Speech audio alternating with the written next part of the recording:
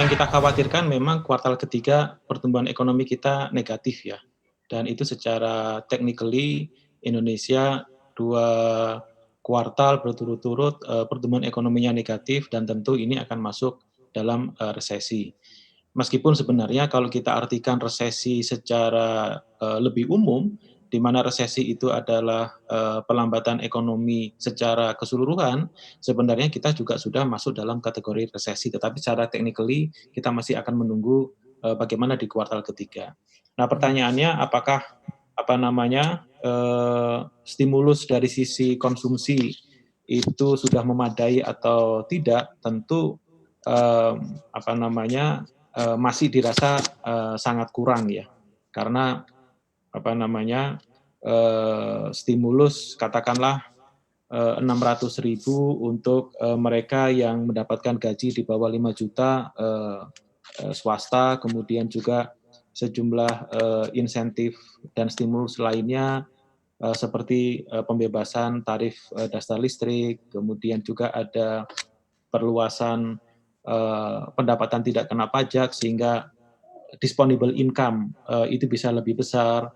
Tetapi tentu, apa namanya, dimensi lain, bukan hanya dari sisi, pendapatan, tetapi juga dari sisi, consumer confidence. Mhm. Jadi seberapa yakin konsumen itu akan melakukan pembelanjaan. Mhm. Dan dalam kaitannya dengan hal ini, dipengaruhi oleh 2 hal. Yang pertama existing income, tetapi juga dipengaruhi juga oleh seberapa positif, konsumen rumah tangga melihat ekonomi kita 3 bulan, 6 bulan ke depan. Mhm. Kalau aspek yang kedua ini, konsumen dan rumah tangga Indonesia masih melihat belum ada perubahan yang signifikan, tentu, tambahan pendapatan, katakanlah kucuran BLT, itu, ada kecenderungan untuk disimpan alih-alih dibelanjakan, dan ini yang perlu kita, waspadai. Mhm. Tapi kalau kita melihat tadi Bu Sri Mulyani menegaskan bahwa untuk pertumbuhan ekonomi di tahun 2020 ini bergantung pada pertama konsumsi rumah tangga, yang kedua investasi. Anda melihat seberapa bisa bertumbuh begini kedua indikator pertumbuhan ekonomi, konsumsi dan juga investasi di tengah-tengah pandemi yang melanda Indonesia? Ya, konsumsi dan investasi tidak tak terpisahkan ya, karena, kalau kita lihat dari, apa namanya, peringkat daya saing Indonesia, skor yang paling tinggi, kita selalu saja adalah market size kita yang cukup besar.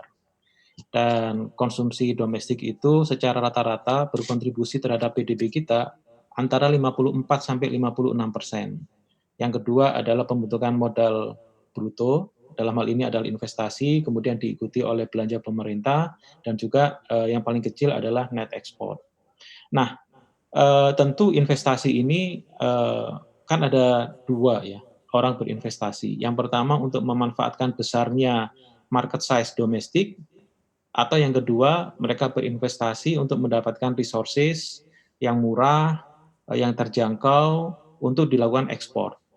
Nah, dua-duanya ini, menjadi, persoalan sekarang di tengah-tengah pandemi Covid.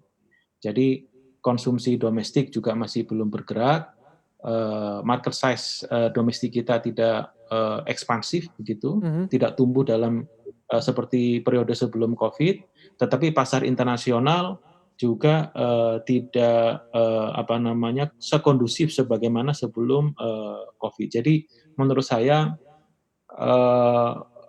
recovery yang akan terjadi itu dalam fase gradual.